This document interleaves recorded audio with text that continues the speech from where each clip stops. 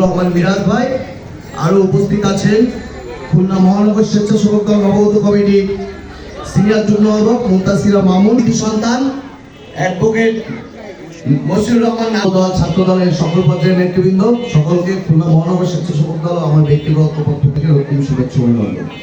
আপনারা জানেন বিগত 17 বছর এই ফ্যাসিস্ট শেখ হাসিনা কিভাবে তার দোসর আওয়ামী লীগ যুবলীগ ছাত্রলীগ দিয়ে বেড়ে ওঠা, এই আপনাদের 28 নম্বর ওয়ার্ডে এই পাইপের মোড় থেকে আমার শুরু বেড়ে ওঠা।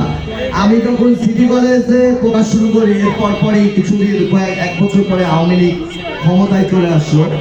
আসার পরে আমি প্রথম এসে আড্ডা শুরু করি ঠিক এই যেখানে আজকে প্রোগ্রাম হচ্ছে ঠিক এইখানটায় সুমন নামে আমাদের একটা বন্ধু ছিল, চার দোকান, এখান থেকে আমাদের শুরু রাজনীতিটা। তখন এই ওয়ার্ডের আওয়ামী লীগের আসলে নাম বললে নাম অনেকেই বলা যায়, আপনারা সবাই অবগত যে কাদের নাম বলতে যাচ্ছি।